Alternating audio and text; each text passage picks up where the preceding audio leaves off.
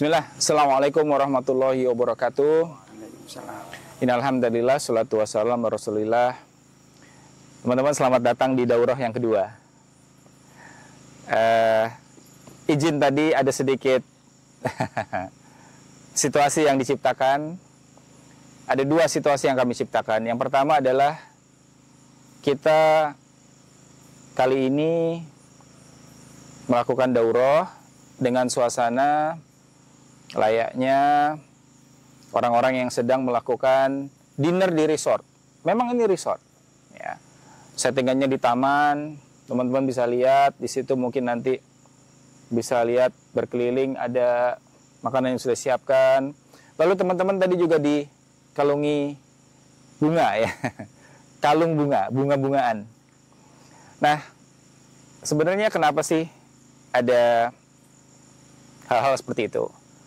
Yang sedang kita akan bahas di daurah yang kedua ini adalah bagaimana teman-teman merasakan ya nikmat yang memang berusaha untuk kita simulasikan. Walaupun buat teman-teman, beberapa teman-teman mungkin ini ya biasa aja lah, saya juga setiap hari udah kayak gini.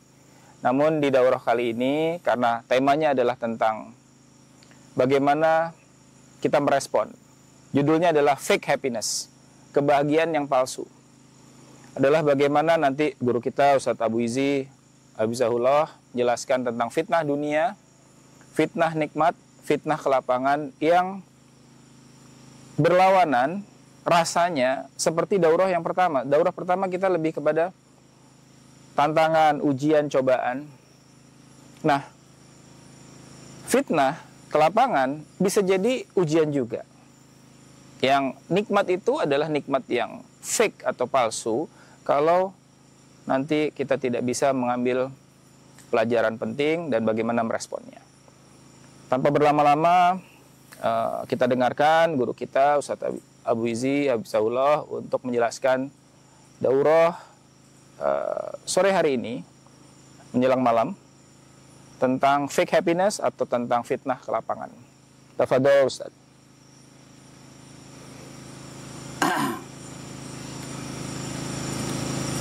Bismillahirrahmanirrahim. Innal hamdalillah nahmaduhu wa nasta'inuhu wa nastaghfiruh wa na'udzu billahi min syururi anfusina wa sayyiati a'malina. May yahdihillah fala mudhillalah wa may yudlil fala hadiyalah. Wa asyhadu an la ilaha illallah wahdahu la syarikalah wa asyhadu anna Muhammadan abduhu wa rasuluh sallallahu alaihi wa alihi wasallam wa ba'd. Bapak, ibu-ibu, ayyuhal ikhwah rahimani wa rahimakumullahu jami'an. Sebagaimana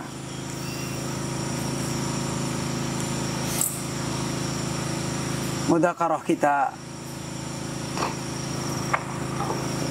adalah wilayah di mana Allah menetapkan al-istisna. Allah menetapkan pengecualian di dalam kehidupan dunia ini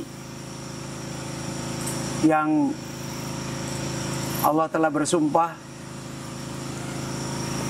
dengan salah satu makhluknya, yaitu ad-dahr. Innal insana lafi khusrin. Bahwa apapun jenisnya manusia, berkaitan dengan kehidupannya di dunia itu tetap pasti berada di dalam kerugian, di dalam kegagalan. Apapun, seperti apapun yang dilakukan manusia, pribadi atau berkelompok, bermasyarakat, sudah merupakan ketetapan Allah Azza wa Jalla, pasti akan mengalami khusrin. Pasti. Ya. Bahkan khusrin sendiri ini kalau diterangkan oleh para ulama dalam bentuk isim, bukan dalam bentuk fi'il. Perbedaannya yang telah ma'ruf, sesuatu yang disampaikan dalam bentuk fi'il itu sifatnya tidak terus-menerus. Kadang terjadi, kadang tidak. Tapi sesuatu yang disampaikan dalam bentuk isim itu adalah sesuatu yang tetap. Tidak saat tertentu, kemudian saat yang lain beda, bukan. Sehingga ketika Allah menerangkan seluruh manusia dalam hidup ini khusrin, khusrin itu menjadi sifat yang tidak pernah lepas dari kehidupan.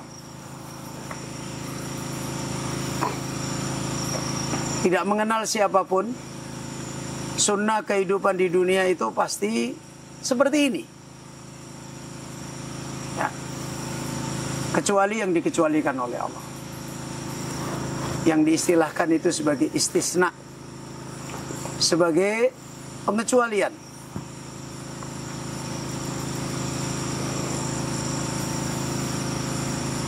Ayolah ikhwah, Bapak Ibu yang dirahmati oleh Allah, berkaitan dengan ini adalah kembali kepada bagaimana manusia mendapatkan pengecualian. Itu adalah dengan bagaimana manusia mendapatkan peringatan.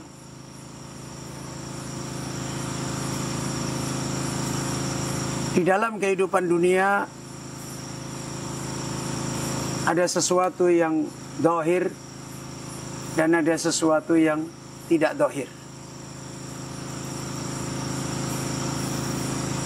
Sesuatu yang zahir, yang nampak dalam urusan kehidupan dunia adalah sesuatu yang tadi disampaikan, fata morgana, palsu. Sebagaimana Allah Azza wa Jalla berfirman, kasarabin biqi'atin yakhsabuhu dham'an ma'an. Kehidupan ini ibarat sarab. Sarab itu bayang-bayang seperti air, yang sebenarnya tidak ada air. Sarabin biqi'atin, di dalam tanah gurun yang panas. Yakhsabuhu dham'an ma', orang yang sedang berada dalam emosi tertentu, haus, lapar, maka bayang-bayang itu dianggap sebagai air. Dan ketika dia mendapati, maka dia tidak mendapati air. Itu perumpamaan yang diterangkan oleh Allah Subhanahu wa Ta'ala.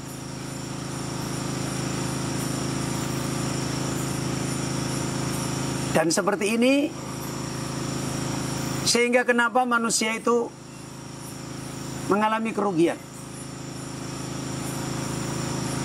Karena yang nampak sepintas adalah manfaat, tapi begitu direngkuh, begitu disentuh, maka ternyata kosong, nggak ada. Bahkan ada seorang ulama menasihatkan tentang fitnah. Kesenangan dunia itu adalah seperti seorang gadis jelita yang terlihat seperti sempurna. Siapapun berlomba untuk ingin meminangnya dan melamarnya.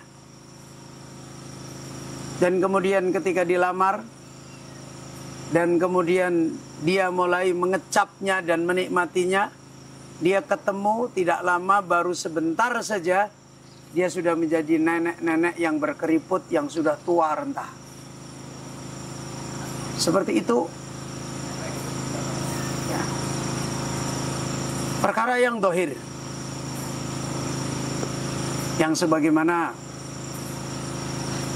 tadi telah disinggung, di dalam salat kita ada beberapa ayat dari perkara yang dohir tentang dunia ini, yaitu apa yang Allah firmankan, alhaakumut takatsur. Kemudian apa yang Allah firmankan, wa innahu li hubbil khairi lasyadid. Ya. Di antara perkara yang dohir adalah hubbul khairi. Makna hubbul khairi adalah hubbul mal. Ya. Bahkan diterangkan oleh Allah, la syadid, ay kathirul hubbil mal. Tabiat manusia itu sangat banyak kesukaannya kepada harta. Ya. Dan itu tabiat, perkara yang dohir. Siapapun manusia, tabiatnya akan seperti ini. Kemudian begitu juga Allah Azza wa Jalla berfirman, at-takatsur.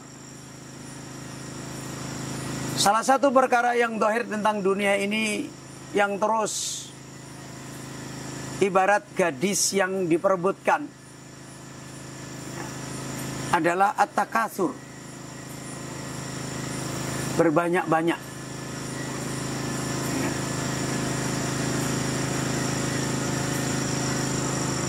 Yang kemudian hubbal khair, hubbal mal yang syadid dan takatsur ini ternyata adalah kepalsuan. Ternyata adalah kepalsuan. Sebagaimana Allah menegaskan al-hakum. Jadi al-hakum itu membuat kamu lalai. Ya. Jadi ternyata yang dohir daripada dunia itu al-hakum. Dan itu ketentuan yang sudah tetap. Di dalam kehidupan ini, kapanpun, dimanapun, dilakukan oleh siapapun, akan seperti ini. Ya. Akan melalaikan yang lebih bermanfaat, akan melalaikan yang itu lebih baik. Sebagaimana Syekh Sa'di rahimahullah menasihatkan,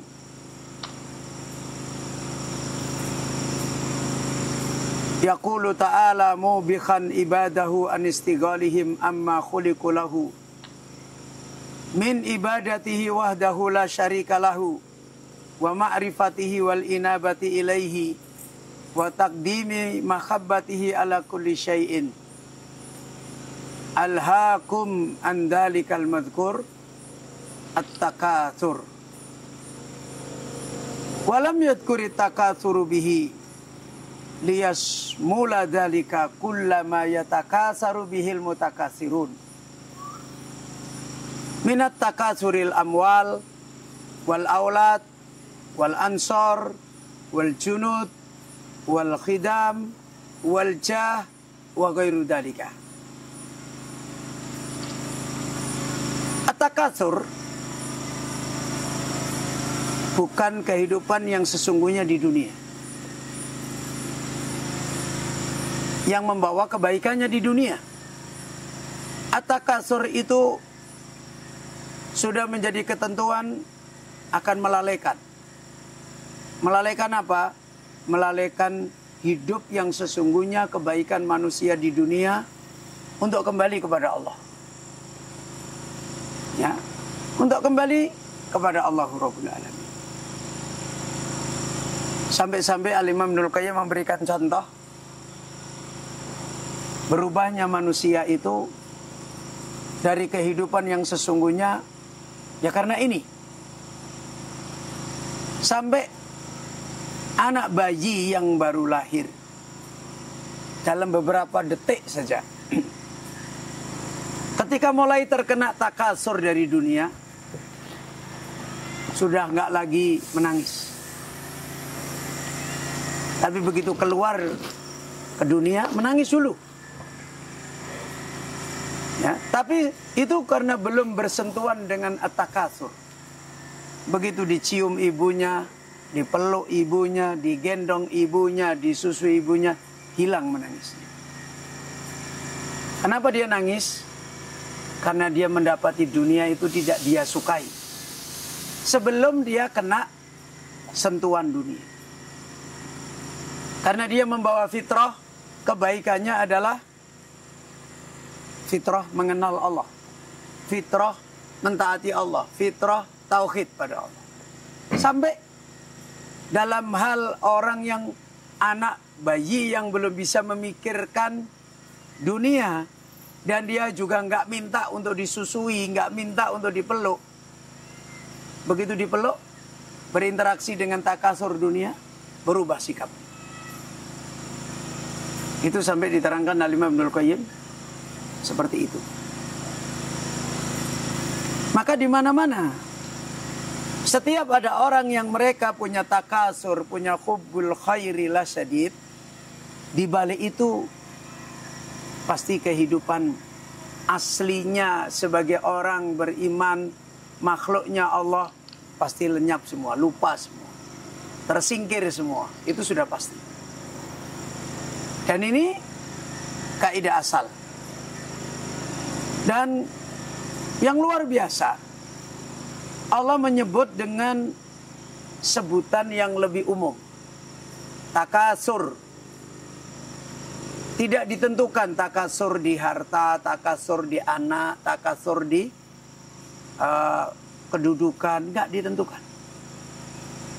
Kenapa enggak ditentukan? Menunjukkan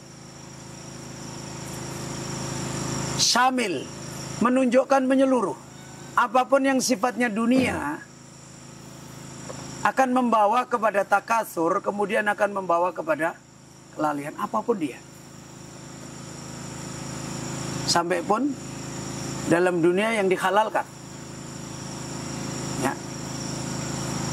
Punya anak halal, punya istri halal, punya suami halal. Namun begitu takasur akan membawa kerusakan yang sesungguhnya. Maka sikap orang yang kemudian orientasinya, pegangannya, prinsipnya, ya, integritasnya ternyata adalah takasur, lama atau cepat pasti akan menemukan hukum yang sudah ditentukan oleh Allah. Ya, dia akan menjadi orang yang alhaakum. Perkara yang prinsip jadi terlupakan. Saya dulu masih ingat ketika saya masih sekolah di guru agama. Ada seorang guru saya, ya termasuk guru sejarah Islam. Dan beliau termasuk orang yang punya prinsip yang kuat. Waktu itu saya tanya, Pak, saya masih ya usia kelas 2 SLTA, sekolah guru agama. Kenapa orang-orang itu waktu itu sebelum dia punya jabatan, sebelum dia jadi pegawai, saya bilang itu, sebelum dia menjadi tokoh-tokoh yang punya kedudukan-kedudukan, sebelum itu dia kalau ngomong Islam, ngomong hidayah itu luar biasa. Tapi kenapa begitu dia punya kedudukan, punya jabatan, punya ini, kok jadi berubah? Beliau nggak bisa jawab. Beliau bilang kepada saya begini, Mas Muin. Saya nggak perlu terangkan. Saya bingung kalau saya nerangkan. Saya ngomong ini nanti dunia saya hilang. Saya ngomong ini nanti agama saya hilang. Gini aja Mas Muin, besok kamu jangan jadi pejabat, jangan jadi tokoh yang dunia, jangan jadi ini. Supaya kamu selamat. Itu nasihat yang pernah saya dapati. Dunia bagaimanapun akan membawa orang seperti itu. Karena di balik itu, di balik orang itu mengumpulkan dunia dengan seperti itu, menjadikan prinsipnya, pasti ada akibat. Dia pasti akan melalaikan kehidupan batinnya, kehidupan sejatinya, hidup akan lupa semua. Begitu juga hubbul khairi. Yang dimaksud hubbul khairi ini diterangkan oleh Imam Ibnu Katsir ada dua. Pertama, innahu lasyadidul mahabbati lil mal. Yaitu orang-orang yang sungguh dia sangat kuat mencintai harta. Ini satu. Yang kedua, wa innahu la kharisun bakhilun min mahabbatil mal. Yaitu menjadi orang yang sangat tamak untuk menjadi bakhil. Untuk menjadikan hartanya itu digenggam kalau orang Jawa. Dikumpulin terus, jangan sampai harta itu keluar. Sebagaimana Allah mengingatkan, wa innahu li hubbil khairi lasyadid. Itu tabiat umum. Bahkan beliau Sa'di menasihatkan hubbuhu lidalika aujabalahu tarkal hukukil wajibati alaihi. Orang kalau sudah menjadikan dunia sebagai orientasinya, sebagai kesenangannya, sebagai kecintaannya, pasti dia akan meninggalkan hak-hak yang wajib yang menjadi kebaikan dia. Itu udah pasti. Atau qaddama syahwata nafsihi, mendahulukan selera hidupnya. Itu udah pasti. Kalau dia sudah seperti ini. Ayo al-ikhwah, bahkan di dalam ayat yang lain Allah Subhanahu wa taala menerangkan wa tuhibbunal mala hubban jamma, yaitu di dalam surat Al-Fajr. Allah memperingatkan kalian itu selalu mencintai harta dengan kecintaan yang kuat. Dan itu memang tabiat dunia. Ai kasiron syadidan. Kalian itu sebenarnya manusia di dunia ini kalau sudah berinteraksi dengan dunia akan terkena cinta dunia dengan kecintaan yang keras. Dan Allah ingatkan dampaknya apa? Tu'sirunal hayatad dunya ya, wal akhiratu khairun wa abqa. Pasti yang kamu pentingkan adalah kehidupan dunia. Lupa dengan akhirat, karya akhirat yang lebih besar. Bahkan dalam ayat yang lain Allah berfirman, bal tuhibbunal ajilah. Bahkan kalian adalah orang yang sangat cinta dengan ajilah. Dengan perkara-perkara yang sekarang ini disegerakan oleh Allah. Kita tahu, ini manajemen hidup pada umumnya manusia. Berorientasi kepada dunia. Berorientasi pada suka dunia. Berorientasi pada banyak dunia. Berorientasi pada memperbanyak daripada kehidupan dunia. Ini dari zaman ke zaman penyakit ini bukan penyakit yang hilang. Karena ini seperti yang diterangkan oleh Al-Imam Ibnul Qayyim, tabiat jasad manusia. Kenapa? Kata beliau, jasad manusia itu min turab. Beda dengan roh. Kalau roh itu adalah minas sama, dari langit, dari Allah. Tapi kalau jasad manusia itu min turab, diciptakan dari tanah. Karena itu kecenderungan jasad manusia mesti ke tanah semua. Makanya saya jadi ingat ada syair yang dulu dinasihatkan dalam bahasa Jawa. Badan menungso ana loro, badan jaba karo jero. Badan jaba pakanane sego iwak lombok terasi. Badan jero pakanane nasihat guru lan kiai. Nah itu dulu ada syair. Tubuh manusia itu ada dua. Tubuh dohir dan tubuh batin. Ya. Tubuh dohir makanannya ya perkara yang dohir. Sedangkan tubuh batin makanannya adalah ilmu, nasihat, petunjuk, hidayah. Dan kebahagiaan yang sesungguhnya itu bukan di tubuh dohir, tapi di tubuh batin. Ya. Itu kebahagiaan yang sesungguhnya.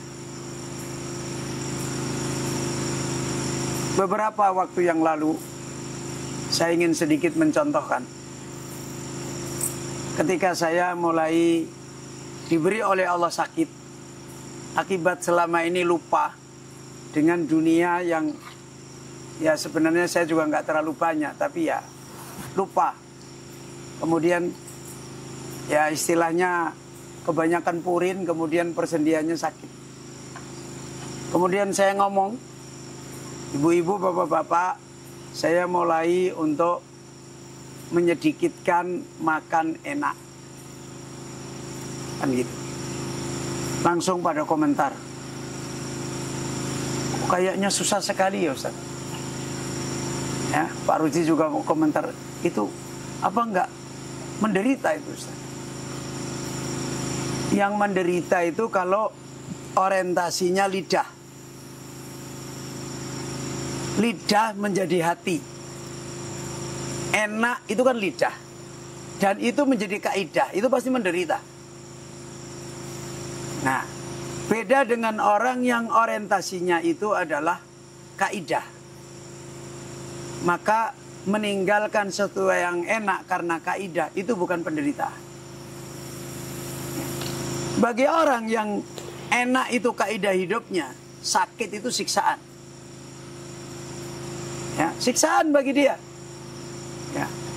Tidak makan enak itu tertekan jiwanya. Karena hidup, maka enak itu kaidah hidupnya. Ya. Tapi bagi orang yang kaidah hidupnya itu adalah bukan dohir. Kaidahnya adalah manfaat yang benar, yang sesungguhnya. Maka ada yang enak diterima secara kaidah, ada yang tidak enak diterima secara kaidah, maka dada nggak sempit. Itu satu contoh. Maka ayyuhal ikhwah, Allah Azza wa Jalla bahkan menerangkan dalam surat At-Taubah, wala tu'jibka amwaluhum wala auladuhum. Ya. Harta-harta mereka, anak-anak mereka, dunia mereka, jangan membuat engkau kagum wahai Muhammad. Jadi memang cara menghadapi kelapangan dunia orang beriman dengan orang yang tidak beriman itu, di sini letak petunjuk Allah. Ya, di sini letak petunjuk Allah. Sementara kita sering-sering kita rumahnya begini, ngelihat rumah ini, oh bagus ya, enak ya. Nah, kita punya anak begini, ada orang punya anak begitu. Wah itu kalau punya anak itu ya enak begini-begini. Ini tabiat. Dan pada dasarnya sebenarnya ya seperti kata orang sekarang, apa, rumput tetangga lebih hijau. Kita itu kalau ngelihat orang kayaknya orang itu enak, itu bahagia. Selama orientasinya adalah dunia, kalau kamu tahu dia orang sengsara. Ya, selama orientasinya adalah dunia, kalau kau tahu, kamu orang sengsara. Saya ingin memberi contoh. Pernah saya naik mobil berdua, bertiga, sopir, saya, terus ada ustadz lagi yang lain. Kemudian kita mau makan soto, kemudian waktu itu mau makan, tiba-tiba ustadz sebelah saya ini ngomong. Apa ngomongnya? Ustadz, katanya antum itu sering membicarakan dunia, bahwa dunia itu rendah, dunia ini begini, dunia ini begini. Kenapa kamu sekarang naik mobil? Ya, kenapa kamu sekarang naik mobil? Padahal dunia itu rendah. Saya bilang, yang dimaksud dunia itu rendah adalah direndahkan secara kaidah, direndahkan secara sikap. Bukan dunia itu tidak dipakai. Bukan. Ya, seperti sikap-sikap yang tadi ditunjukkan, sangat kuat cinta, ingin berbanyak-banyak, ingin menikmati. Itu yang dimaksud. Kemudian saya bilang, sekarang antum juga naik mobil, saya juga naik mobil. Saya tanya, Ustaz, pikiran antum ketika naik mobil ini, ada nggak kesibukan tentang mobil ini? Dia bilang, ya ada. Apa diantaranya? Bagus ya mobil ini. Wah, kalau aku punya. Terus saya bilang, saya naik mobil berkali-kali, nggak pernah punya kepikiran, mobil ini bagus, enaknya ya kalau aku punya. Nggak pernah kepikiran. Berarti siapa yang menderita jiwanya? Ya kamu. Ke saya naik mobil, tidak naik mobil, nggak ada gangguan di hati. Sementara antum naik mobil juga sedih karena nggak punya mobil, apalagi nggak naik mobil, tambah ngiler. Jadi persoalannya bagaimana sikap manusia memandang dunia. Ingin banyak, ingin disukai, ingin dijadikan sebagai kekagumannya. Nah, inilah yang jadi masalah, yang kemudian akhirnya mengambil sikap melupakan. Bahkan bukan cuma ini. Ketika kita mengambil dunia yang tidak ada batasannya, siapapun, itu akan membawa bencana, akan membawa musibah. Sebagaimana Allah Subhanahu wa ta'ala menasihatkan dalam sebuah ayat,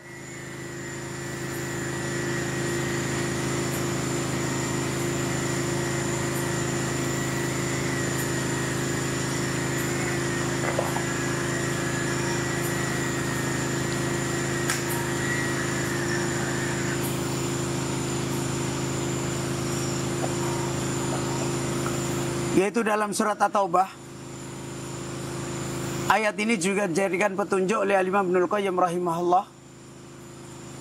Walladzina yaknizud dhahaba wal fiddata wala yunfikunaha fi sabilillah fabashshirhum bi'adzabin alim. Ini sikap manusia dengan dunia. Orang-orang yang mereka mengumpulkan emas dan perak. Ini satu catatannya. Yang kedua, wala yunfikunaha fi sabilillah, dan tidak membelanjakannya di jalan Allah. Ada dua masalah. Masalah pertama, yaknizuna dhahaba wal fiddata, mengumpulkan emas dan perak. Coba perhatikan, punya emas dan perak dengan mengumpulkan emas dan perak itu beda apa sama? Hah? Apa bedanya? Kalau mengumpulkan itu berarti ingin punya banyak, ya kan begitu? Suka sekali. Tapi kalau punya, ada, itulah lain, beda. Ya, namanya ngumpulin itu berarti sangat suka, ingin punya banyak, kan begitu. menjadi prinsip hidupnya. Ya, kalau orang Jawa dulu bilang sikil gondas, ndas nggo sikil. Sampai-sampai mereka itu kaki jadiin kepala, kepala jadiin kaki. Pertama ngumpul, bukan mengambil. Ngambil dengan ngumpulin itu udah beda. Umumnya orang ngambil itu untuk kebutuhan. Tapi umumnya orang ngumpulin itu bukan untuk kebutuhan. Nah itu. Ini yang pertama. Sekarang kalau ngumpulin ada tujuan. Tujuannya bukan karena cinta. Tujuannya bukan karena banyak. Bisa saja dia ngumpulin. Tapi tujuannya apa?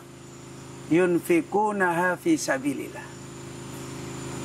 Untuk dibelanjakan di jalan Allah. Anaknya Abu Bakar Siddiq antara Aisyah dengan Asma itu beda. Kalau Aisyah itu dikumpulin dulu, habis kumpul dikasihin.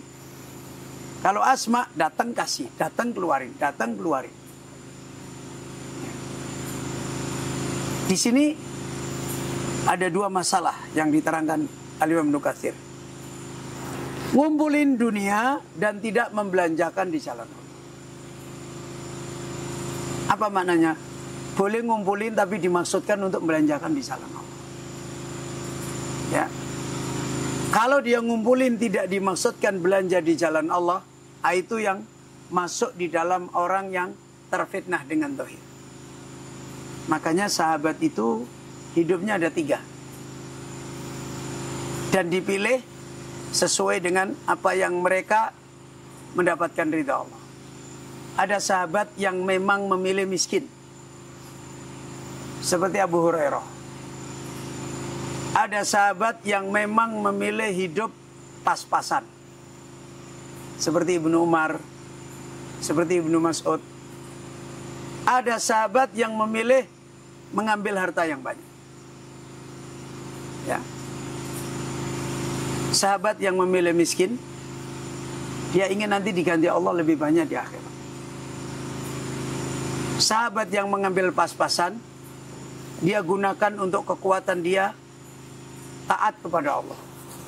Sahabat yang mengambil banyak untuk dibelanjakan di jalan Allah. Seperti Abu Bakar, Abdurrahman bin Auf. Ya. Dan ihtimam mereka sama. Kesibukan mereka sama. Yaitu berburu hidayah. Menguatkan kaidah din mereka. Maka mereka yang mengambil dunia seperti ini dengan tidak membelanjakan di jalan Allah, Allah beritahu fabashshirhum bi'adzabin alim. Maka sambutlah kesenangan berupa adab yang keras. Dan ini sudah ketetapan Allah. Dunia kepada tabiat manusia selalu, manusia itu sangat berselera dengan dunia. Dan selalu selera daripada dunia ini di balik itu akan membawa dampak kejatuhan-kejatuhan, kerendahan-kerendahan, derita-derita yang ada pada manusia. Dan itu diantaranya dinasihatkan kalimat yang sangat kuat sekali berkaitan dengan kisahnya Qarun. Ya, kisahnya Qarun.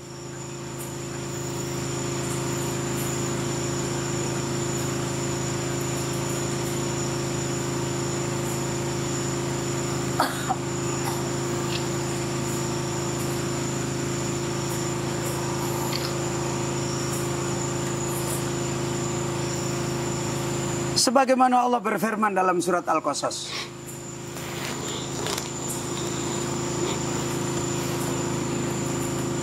Fakharaja ala qaumihi fi zinatihi. Surat Al-Qasas ayat 79. Qarun telah keluar atas kaumnya fi zinatihi. dengan segala perhiasan perbendaraan dunianya. Nah, kata beliau Sesadi, bi khalati arfa'ima yakunu min akhwali dunyahu. Ketika itu Qarun keluar di tengah kaumnya dengan keadaan paling tingginya dunia yang dia milikinya. Dibawa semua, dikeluarkan semua. Ya. Kemudian keadaan yang ada pada Qarun ini menjadi fitnah bagi hati manusia. Sebagaimana dunia ini selalu, sebagaimana dinasihatkan dalam hadis yang tadi pagi kita sebutkan, hulwah khudroh, manis dan menghijau. Yang pasti secara tabiat manusia ketika mereka tidak menempatkan dan memahami dunia ini dengan sebenarnya, pasti akan terfitnah. Ya.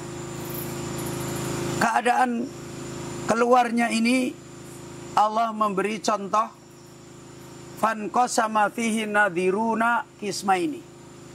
Saat Qarun keluar dengan kebesaran dunianya, orang yang melihat Qarun itu terbelah menjadi dua. Terbelah menjadi dua. Kullun yatakallamu bi khasabi ma indahu. Semua membicarakan terkait dengan Qarun sesuai dengan kadar yang dimiliki dia, tapi terbagi menjadi dua. Pertama, alladzina yuridul hayatud dunya. Orang-orang yang memang prinsip hidupnya, metode hidupnya, ya, integritas hidupnya adalah ingin dunia. Ya. Memang orientasinya dia dunia. Akan terlihat tercermin ketika ada dunia yang sedang dimunculkan. Akan terlihat bagaimana cara berpikir, akan terlihat bagaimana cara berbicara, akan terlihat bagaimana sikap emosionalnya, akan terlihat. Maka Allah menyebutkan kalimat yang keluar dari orang yang menginginkan dunia. Ya laitalana mislama utia Qarun. Bercoba. Wah, kalau kita dikasih kayak Qarun, oh Masya Allah. Ya, sama. Coba lihat kita sering hari-hari ada makanan enak. Wah, kalau kita hari-hari begitu ya, wah lumayan tuh. Ada ya orang kemarin baru saja beliau Pak Budi masuk di villa, kenapa cuma sehari ya? Itu sudah tabiat manusia, ya. Itu udah tabiat manusia, ya. Bahwa keadaan yang nyaman dari sisi dunia itu dengan keadaan kita sering paling cepat kita berinteraksi. Ya. Kalau kita tidak peka, makanya orang begitu melihat Qarun langsung bilang, bahwa kita ini kayak Qarun. Seandainya kita ini diberi seperti Qarun. Seperti itu coba kita lihat hari ini. Orang melihat kayak pejabat ini, kayak pemimpin ini, duitnya ini. Wah, kita kalau kayak gitu ya baru itu. Segala macam bentuknya. Ini kenapa persoalannya dia sampai ngomong begitu? Bahkan dia mengatakan wa innahu ladu khaddin adim. Wah, prospeknya besar. Ya, masa depannya cerah. Orang seperti Qarun itu wah, nasibnya luar biasa. Khaddin adim. Kalimat ini keluar dari orang yang orientasinya dunia. Dan ini juga jadi pelajaran bagi kita. Sikap-sikap kita untuk kita lihat, lisan kita, pikiran kita, ketika dunia dengan semua yang terjadi sampai kepada kita. Bukan kita ada makanan enak, tidak makan, bukan, enggak. tapi sikap kita seperti apa? Lisan kita seperti apa? Kesibukan berpikir kita seperti apa? Nah, ini yang harus kita lihat. Cermin daripada orang yang mengatakan seandainya aku diberi kayak Qarun. Ya. Atau kemudian dia mengatakan, wah, orang gak gitu nasibnya hebat. Ini cermin orang yang terfitnah dengan kehidupan dunia. Ini satu kelompok manusia. Dan hari ini rata-rata kan begitu. Kelompok ini ya terus terjadi dalam hidup. Terus kelompok yang kedua, ya, wa qala alladziina utul ilma. Ya. Kalau tadi yuridunal hayatad dunya, kalau ini utul ilma. Berarti apa ini? Yang pertama diberi nasib urusan fisiknya. Kan begitu. Yang kedua diberi nasib urusan kaidahnya, ilmu. Nah, ada perbedaan. Nikmat yang pertama adalah nikmat dohir, jasad, yang menjadi kaidahnya. Nikmat yang kedua adalah nikmat ilmu yang menjadi kaidahnya. Di sini letak yang membedakan. Makanya ketika Imam Syafi'i ya bertamu ke Imam Ahmad, kemudian dilayani dengan makanan yang enak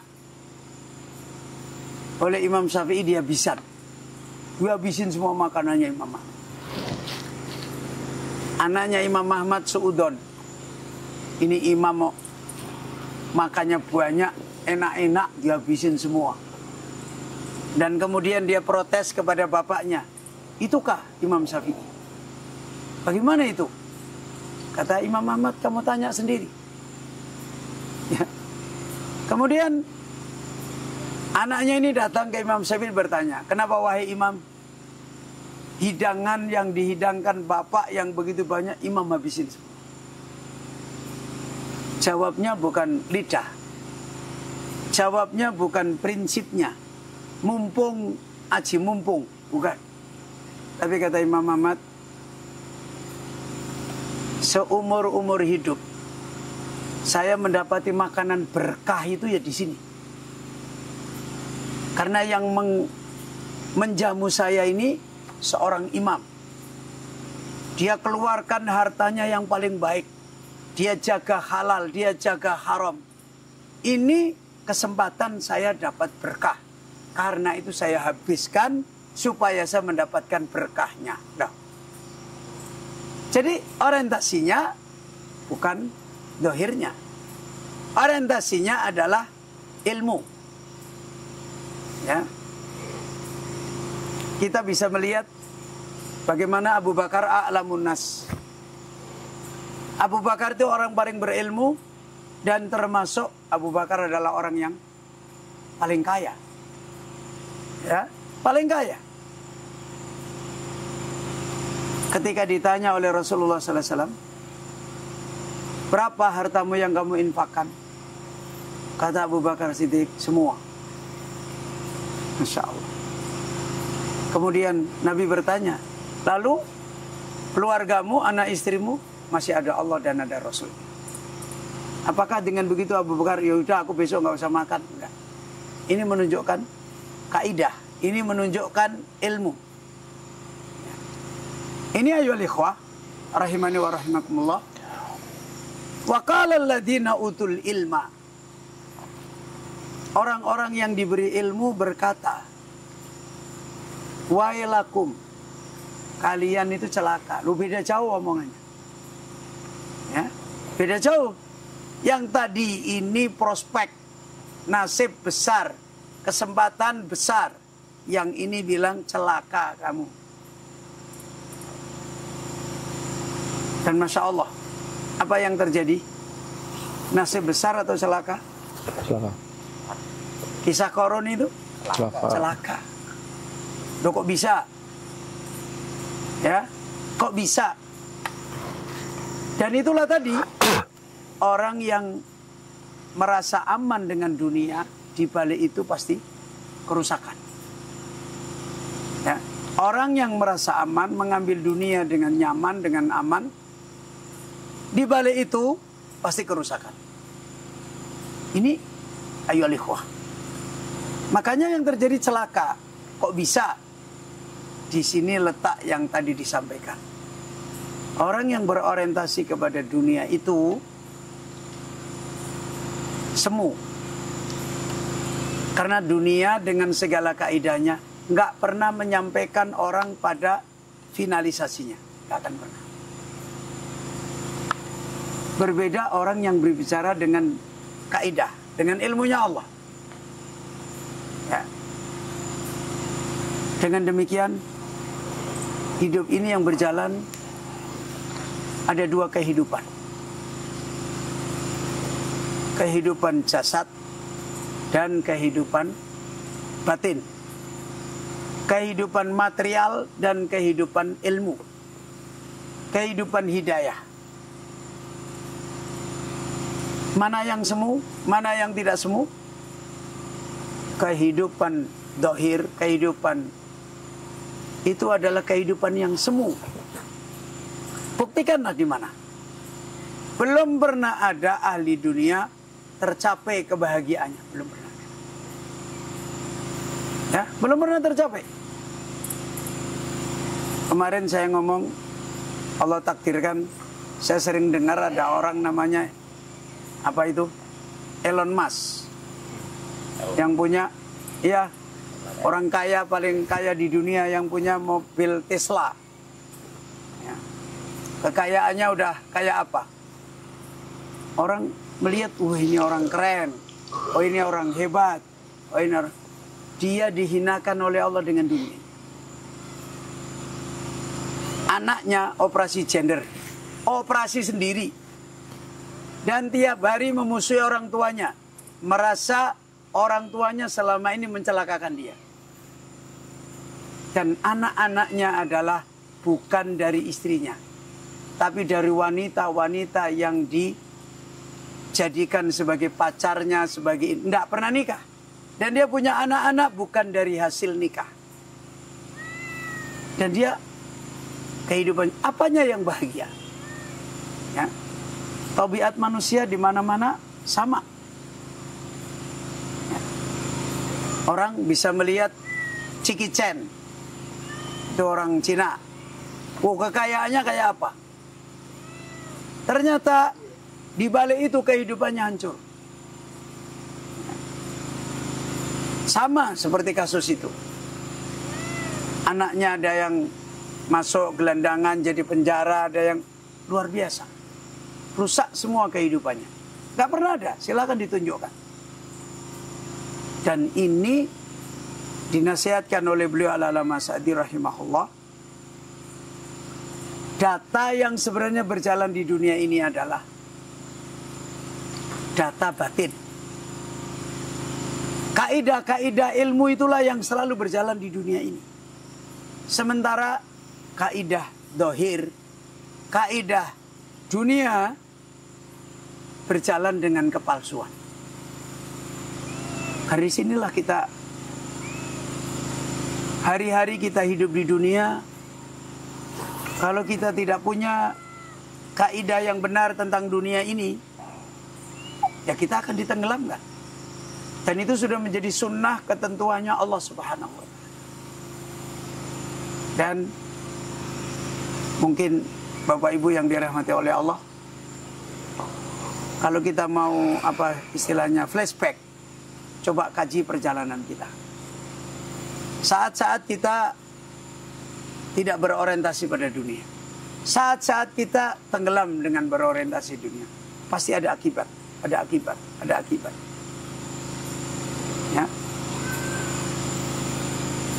Saya itu pernah membuktikan sendiri. Lagi naik motor. Kebetulan motornya ini pas lagi enak dipakai. Ya.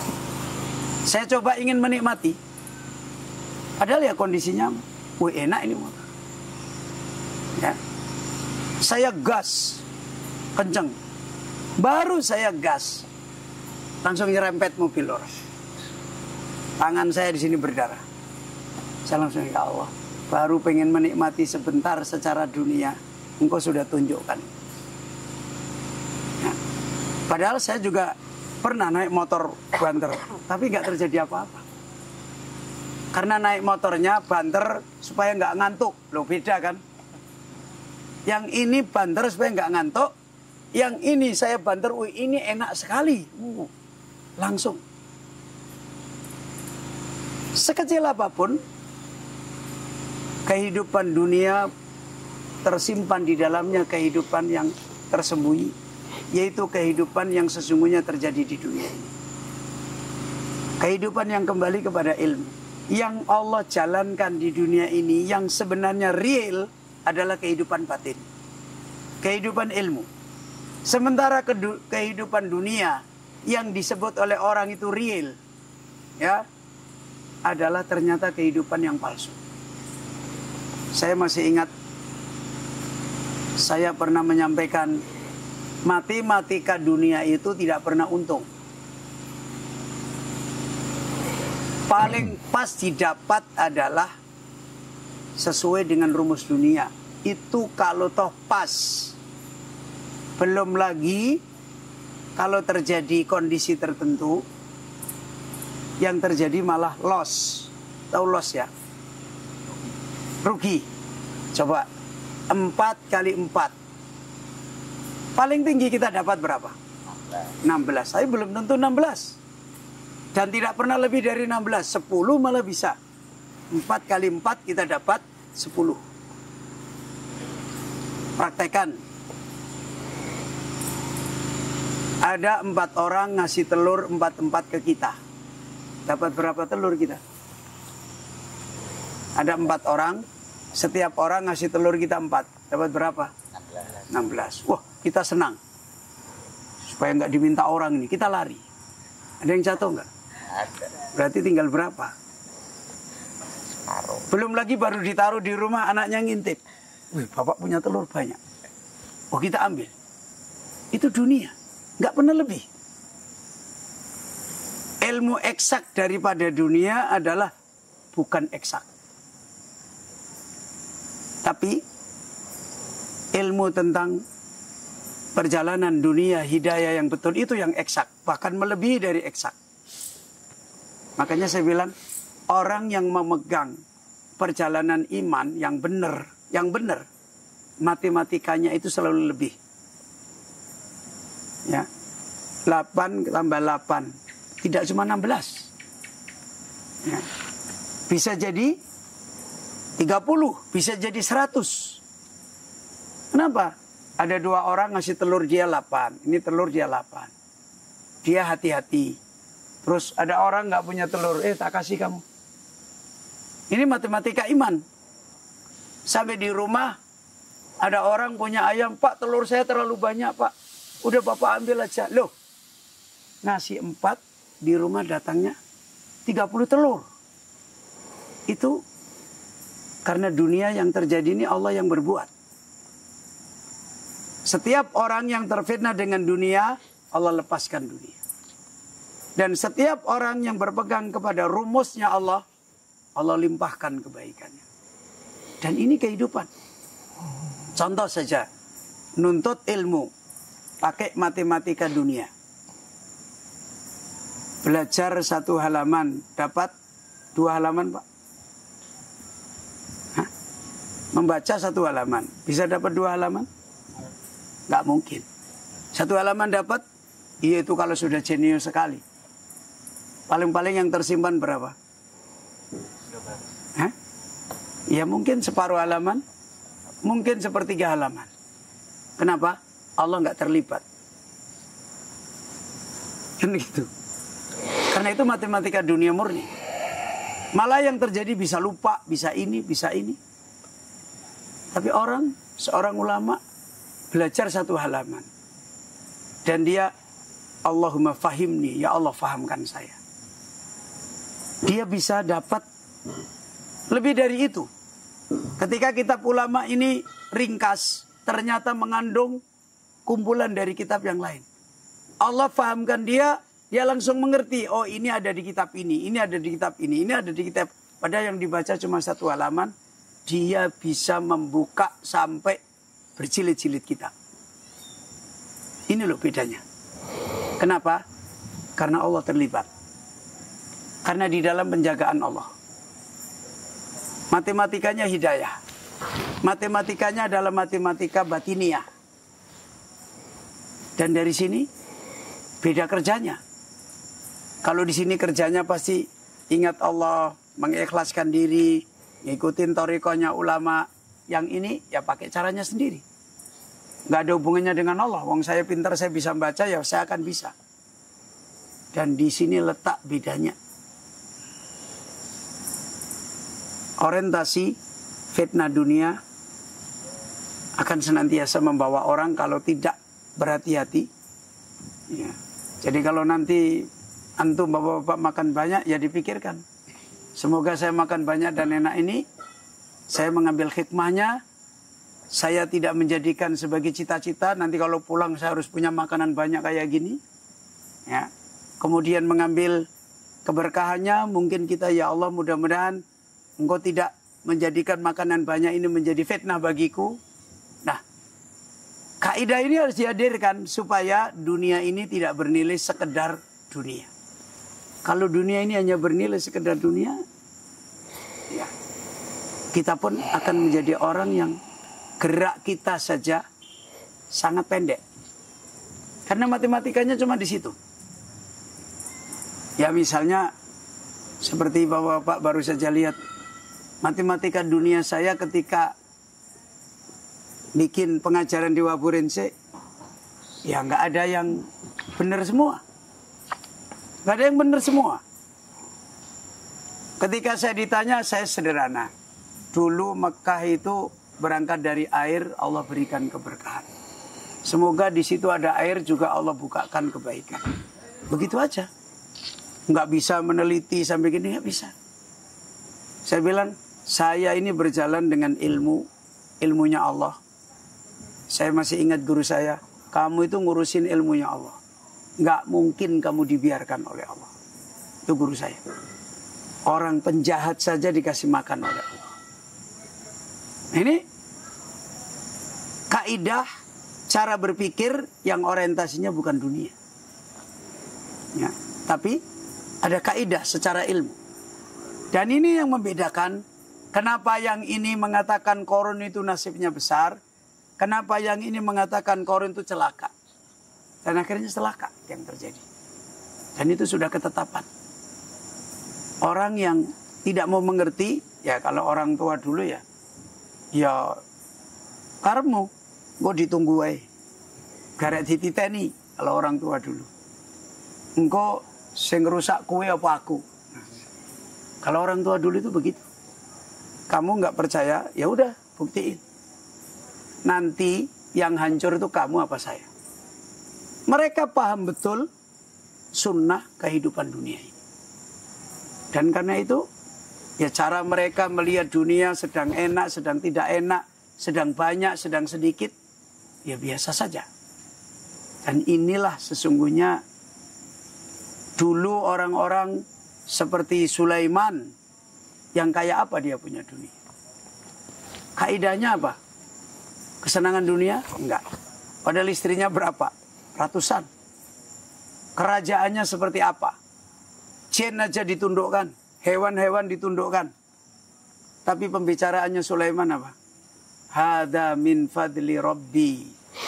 A'askuru am akfur. Ini hanyalah anugerah titipan dari Allah. Sedang kaya. Entah kita sedang mudah, entah kita sedang sulit.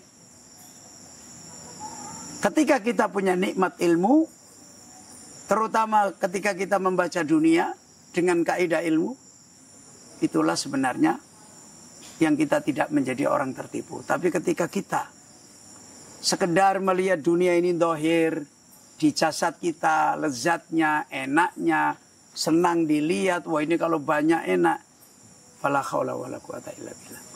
Pasti akan, kalau bahasa Jawa, kecelek. Ya, apa kecelek Pak Budi? Bukan. Ketipu. Ketipu. Yang diharap A, Yang diharap bidadari yang muncul nenek-nenek yang sudah mau meninggal dunia. Yang diharap adalah wah ini besok akan ini. Yang terjadi sebaliknya. Itu dunia. Dan dari dulu sifat ini nggak pernah berubah. Karena itulah justru sebagaimana di kajian kita yang wabashiri sabirin, ujian ke lapangan ini jauh lebih berat daripada ujian kesempitan. Orang sering memahami ke lapangan kayak ini bukan ujian. Ujian itu adalah saat kita nggak bisa makan, nggak bisa minum, nggak punya uang. Orang itu dipahami itu ujian. Karena tidak adanya ilmu, orientasinya kepada dunia. Justru orang-orang berilmu, dunia yang banyak yang datang, itu dia tahu benar ini ujian. Dia lebih berhati-hati, dia lebih menempatkan kaidah-kaidah terkait dengan ujian ke lapangan. Maka ini insya Allah mudzakarah yang hari-hari kita pasti akan menemukan keadaan-keadaan yang berat, keadaan yang sulit. Dan pasti akan berganti keadaan yang enak, yang lapang. Namun ingat, kita ini di dunia. Ya, kita ini di dunia. Makanya seringkali kadang-kadang ya saya sendiri di rumah. Kalau istri lagi ngomong, waduh ini begini-begini. Wah ini kalau begini-begini. Nanti kalau sudah di akhirat. Selama kita di dunia itu ya begono-begono begini-begini. Dan itu tidak pernah berubah. Kalau kita nggak bisa mensikapi dengan kaidah nikmat yang ada di batin kita, nggak akan pernah berubah. Ya kayak gitu itu terjadi. Dan ini yang semoga ya hikmah yang kita coba untuk hadirkan pada kesempatan ini ya kembali menjadi peringatan kita, menjadi momen yang kita bisa mengambil ibrah untuk hari-hari yang sama. Hari-hari kita sebenarnya sama. Ya. Ada ikan dengan ada daging, dengan ada gulai sama. Apa kesimpulannya? Enak. Ya kan gitu. Ada hari-hari yang kita punya kesimpulan juga sama. Kakinya pincang, duitnya hilang, orang tuanya lagi kena musibah, apa kesimpulannya? Sakit, susah. Hari-hari kita itu sebenarnya sama. Tilkal ayyamu nudawiluha bainan nas. Hari-hari dengan kaidahnya itu dipergilirkan oleh Allah di antara manusia.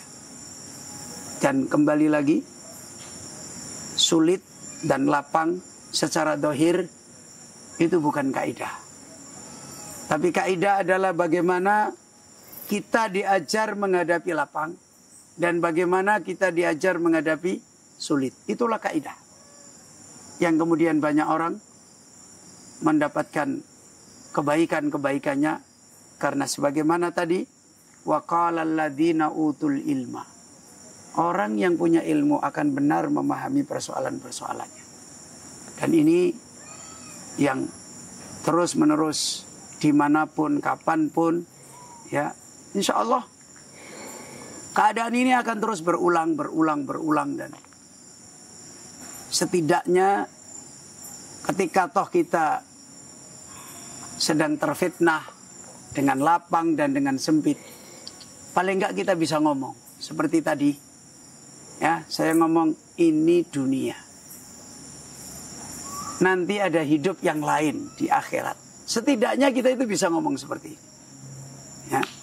Saya jadi teringat Ustadz Baidowi sering ngomong ke saya itu sering kadang diomongin istri. Kita kok nggak jalan-jalan kemana Thomas? Kita kok nggak begini? Supaya ada ya hiburan dikit lah atau apa. Jawabnya beliau, kayak nggak punya Allah saja kamu. Katanya Ustadz Baidowi, aku kalau udah ngomong gitu, istriku kelimpungan, Ustaz. Jadi bahasa beliau, kamu kok kayak nggak punya Allah. Jadi paling tidak kita ini bisa langsung membetulkan. Walaupun kita nggak bisa langsung jadi kayak Abu Bakar, kayak Umar, nggak. Tapi paling tidak kita ini paham kaidah. Setidaknya ya bahasa kita tidak tergesa-gesa untuk bersikap. Ada waktu jeda untuk merenung, untuk memikirkan, oh iya ya, ini dunia, ini begini. Tapi ketika kita sudah nggak punya kaidah, ya sudah. Nah itu. Bapak Ibu yang dirahmati oleh Allah, ini yang insya Allah ya apa yang bisa kita ambil hikmah sebagai peringatan kita dengan keadaan malam hari ini yang kita secara dohir dihadapkan dengan hal-hal yang ya menyenangkan di dalam dunia ini, seperti itu rumah tinggal yang seperti itu makanan. Saya kira ini mungkin waktu dari saya cukup. Tafadhol Pak Daru, silakan. Langsung kita tutup, Ustaz? Ya, monggo. Baik, teman-teman. Ada dari antum, silakan. Baik, terima kasih Ustaz. Barakallahu fiik. Nasihat Ustaz. Teman-teman sekalian, tentu saja tadi banyak nasihat Ustaz ya. Jadi ternyata yang disampaikan Ustadz adalah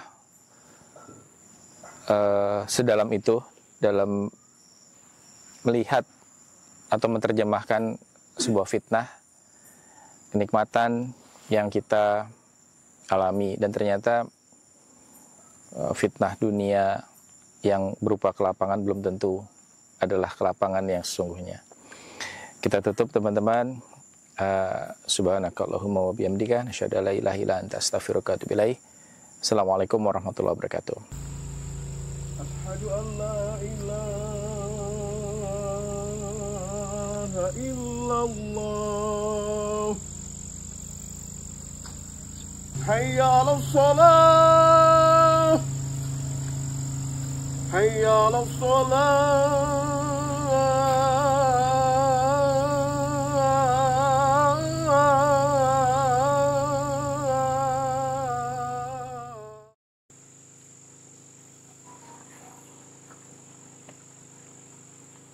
استووا واعتدلوا. الله أكبر.